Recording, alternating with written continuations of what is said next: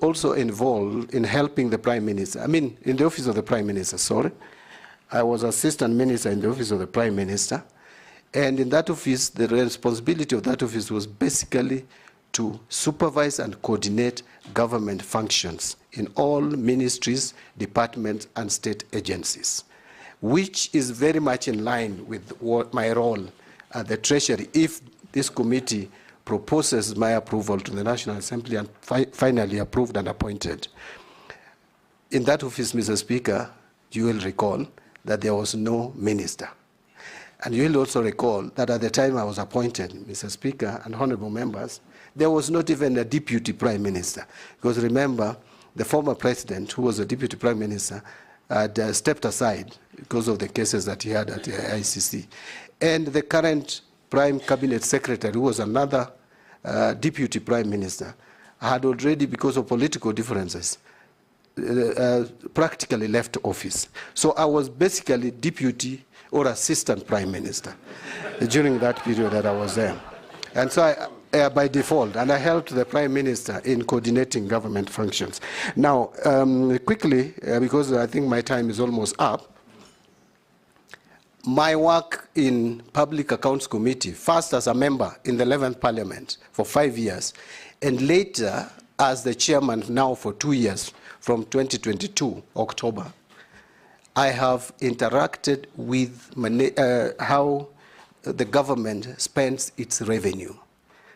So the government spend is something that now I understand very well. So if I'm given this opportunity, I can easily bring a difference in our financial management, because that is a big concern in this country at the moment.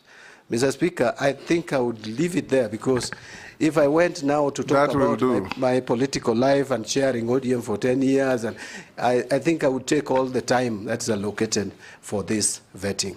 So let me stop. That will do for now. I'll invite members to ask you questions. And like I said, members, don't be prejudiced by the fact that John Mbadi is your colleague. We have interviewed colleagues before, and you must be able to ask questions without fear or favor. Deputy Speaker, you'll go first. Thank you, Honorable Speaker. Honorable Mbadi, I think this is within your forte. As you know, there's only two sources of revenue for government, which is borrowing or by taxing. Currently, Kenya's public debt is approximately 72% of our GDP, which has started causing concerns across the country. And also it has increased the debt servicing costs. It's affected our fiscal space for development projects. And so in the light of the rejection of the finance bill, if approved, if this appointment is approved, how do you plan to address Kenya's high public debt and ensure sustainable debt management? And in connection to that, the Kenya Revenue Authority has struggled with tax collection and has not been very efficient on doing that, and therefore we've had a tax revenue shortfall. And all the efforts to try and increase the tax base and tax the informal sector has been heavily resisted, and which leaves just those who are formally employed paying the tax. So what measures will you implement to improve tax collection and expand the tax base without overburdening the taxpayers? Thank you. Thank you, Mr. Speaker, and thank you, Madam Deputy Speaker, for these two very important questions. I will start with the issue of public debt. Mr. Speaker, it is true that public debt levels in this country is worrying. In terms of percentage, it could be 72, but I think it's still in the region of 67, 68% of our GDP, which is very high. Public debt, if you look at it in terms of split between external debt and domestic debt, is almost 50-50. We are at about 10.5 trillion at the moment, split almost 50-50. I would go into the details of the breakdown, but I think that would be too much information for now. But I want to just mention that in terms of managing public debt, number one priority for me is debt accountability. If you listen to Kenyans at the moment and the discussions around debts, Kenyans seem to be asking, what is our actual level of debts? Is it really true that we have a debt level of 10.5 trillion? The answer could be yes, but Kenyans want proof and evidence. So debt accountability is number one priority for me. As a matter of fact, I've asked myself, if Kenyans owe people money, why can't Kenyans know the people they owe money, how much they owe them, and what is the rate, the level of interest for each loan? You will hear excuses that there are certain agreements which probably discourages disclosure. But the question is, can't you come out transparently and explain to Kenyans which are these agreements stopping us from knowing who we owe money?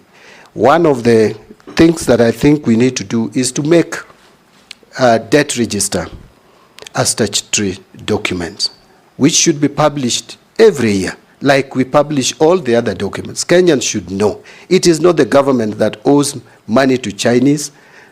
It is to China government or to World Bank or to IMF. We know World Bank is the single leading lender to Kenya in terms of amounts, followed by African Development Bank. Number 3 is China. Number 4 is Eurobond. These people don't, it is not the government which owes their money. It is not the treasury. It is the people of Kenya, the taxpayers, who owe these people money.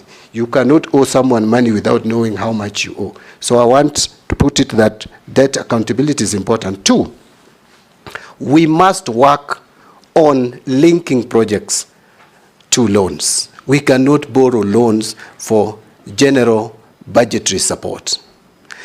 Actually, where we lost it, Mr. Speaker, and Madam Speaker and honorable members, is from 2014, we shifted our borrowing strategy from specific donor-funded projects to general support. What that means is that you do your maths, you calculate you do your estimate, and then you get your revenue, and whatever is remaining, you put to debt. So debt comes to this country, like the Eurobond, without going to specific projects. How then would you pay that loan if it does not fund value-adding projects or proper investment in public assets?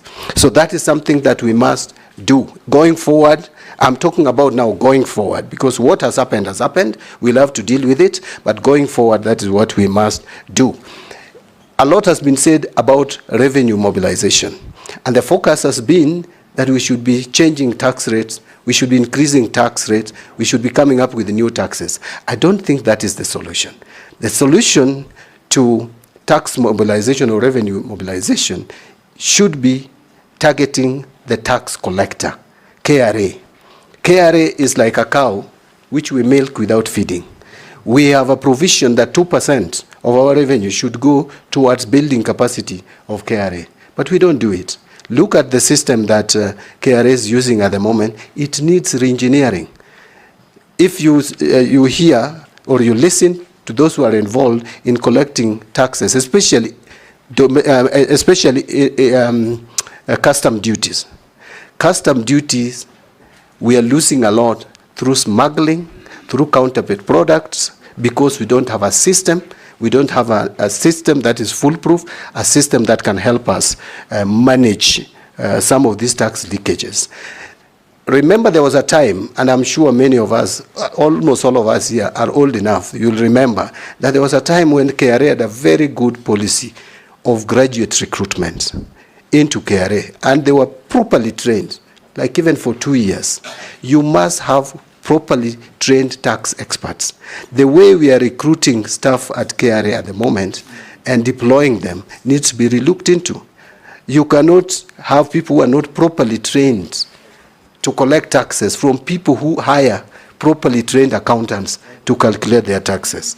I also want to say that you need to look at the leadership and management of KRA in general. So one of my first tasks will be to make sure that I have a sitting with KRA to look at how we can reform that institution. Because there was a time in this country, not long ago, when we were collecting 18% of our GDP as taxes. Today it is 14%. If we could just increase from 14% to 18% of GDP, you will be adding about 600 billion to our revenue base. So you will be reducing the fiscal deficit and the fiscal gaps that we have. But finally, you talked about the finance bill that has been lost. I want to tell Kenyans, please don't panic. Let us stop making Kenyans panic. Mr. Speaker, you have been here with me. In the 10th Parliament, and even some, I think up to 11th Parliament, finance bill used to be passed in September. We used to have 3 months into the financial year to pass finance bill. The minister then was allowed by law through revenue collection order to allow for some taxes, interim taxes to be collected. But the bottom line is the law could be in place in September, on September 30th. So there is no cause of alarm. We have a legal framework which is still obtaining. Yes, the Finance Act of 2023 has been declared unconstitutional, although I don't know whether I'm correct. That has been appealed.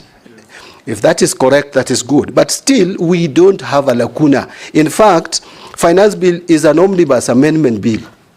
We have about 5 or 6 legislations that Finance Bill usually amends. We have excise duty, we have excise duty, we have import duty, we have value-added tax, we have income tax, we have tax procedures acts, and then we have fees and levies. These are specific legislations. Mr. Speaker, this House, if I'm approved, this House should help me bring these legislations directly touching on these specific statutes. We don't have to have a finance bill, but I'll seek the guidance and advice from the Attorney General. But I believe the good provisions which have been lost by this bill, which are not contentious, and there are many, which can still help this country grow the economy, we can bring them as specific amendments to those acts with proper public, yes, to the Mother Act, with proper public participation. Because I think the problem we had was that the public felt there was no proper public participation, which we had, but maybe they felt they were not listened to. So we'll do the proper public participation on some of these provisions. I wanted to stop there, Mr. Speaker, yes. But there was a question on KRA. I think I've combined them. You've combined? Yes, I've combined the two. Ichungwa, you are birds of a feather. I hope we won't flock together.